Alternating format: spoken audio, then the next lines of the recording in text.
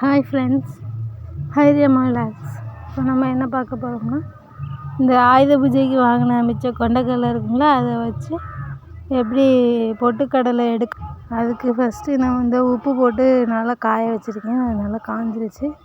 காஞ்சிச்சான்னு பார்க்க 2-3 பொட்டுக்கடலை அதில் போட்டு பார்த்தேன். கொண்டக்கடலை இப்போ இருக்க கொண்டக்கடலை எல்லாத்தையும் அதில் போட்டுக்குவோம். நல்லா போட்டு நல்லா கிண்டிக்குவோம். அது நல்லா சூடாகிட்டு, நல்லா உப்பு சூடாக இருக்குது. அதுவும் நல்லா அதோடு சேர்ந்து நல்லா பொன்னிறமாக வந்து வெடிக்கும். அது வரைக்கும் வெயிட் பண்ணுவோம். அப்புறம் உங்களுக்கு ஒரு தகவல் ஃப்ரெண்ட்ஸ், ஜியோ 7 அப்படின்னு சொல்லிட்டு ஒரு மியூசிக் ஆப் இருக்குது. அதை வந்து யாரும் யூஸ் பண்ணாதீங்க. ஏன்னா அதில் வந்து சாங் டவுன்லோட் பண்ண முடியலை. நான் வந்து அதில் வந்து 9 rupees பணம் கேட்டுச்சு ஒரு சாங் வந்து டவுன்லோட் பண்ணுறதுக்கு. நானும் 9 rupees வந்து 9 rupees அதில் பே பண்ணி அந்த சாங்கை வந்து டவுன்லோட் பண்ணி பார்த்தேன். ஆனால் வந்து செல்லில் ஃபைல் மேனேஜரில் போய் பார்த்தா அந்த சாங் வந்து டவுன்லோட் ஆகலை.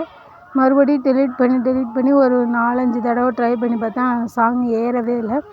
என்னோடய 9 rupees தான் லாஸ். ஸோ நீங்கள் ஃப்ரீயாக கொடுக்குற மியூசிக்கே டவுன்லோட் பண்ணுங்கள்.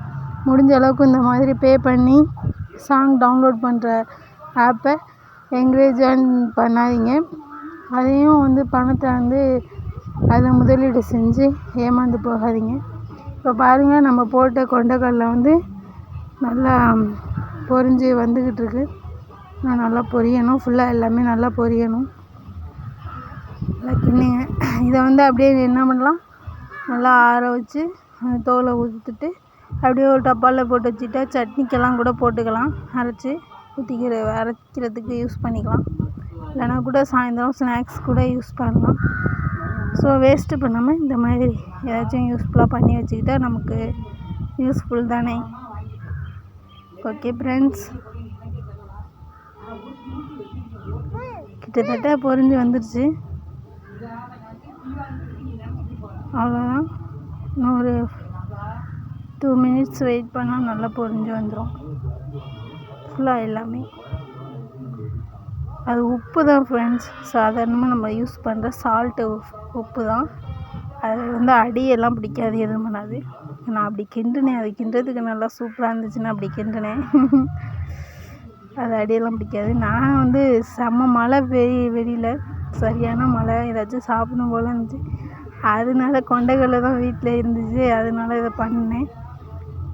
விறகடுப்பில் தான் சமைப்போம். மழை பெஞ்சதுனால இந்த மாதிரி சிமெண்டு அவ்வளோ சாந்து சட்டின்னு சொல்லுவாங்க, அதில் வந்து மண் அள்ளி அதுக்கு மேலே இரும்பு அடுப்பு வச்சு அப்படி அடுப்பு பற்ற வச்சுருக்கேன். அது வந்து வீடும் கறி பிடிக்காது. அதனால தான் அந்த மாதிரி வச்சுருக்கேன். தரை வந்து கறி பிடிக்காது இந்த மாதிரி வச்சோம்னா.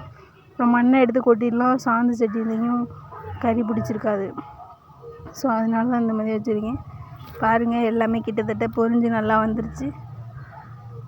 பார்த்தீங்களா? அவ்வளோதான். எடுத்து ஒரு பாத்திரத்தில் போட்டு அதை வந்து நல்லா ஆற வச்சு உடச்சி ஒரு பாக்ஸில் போட்டு ஸ்டோர் பண்ணி வச்சுக்கோங்க ஃப்ரெண்ட்ஸ். இந்த மாதிரி யூஸ்ஃபுல்லான குக்கிங் வீடியோஸ் வேணும்னா சப்போர்ட் பண்ணுங்கள் ஃப்ரெண்ட்ஸ். தேங்க்யூ.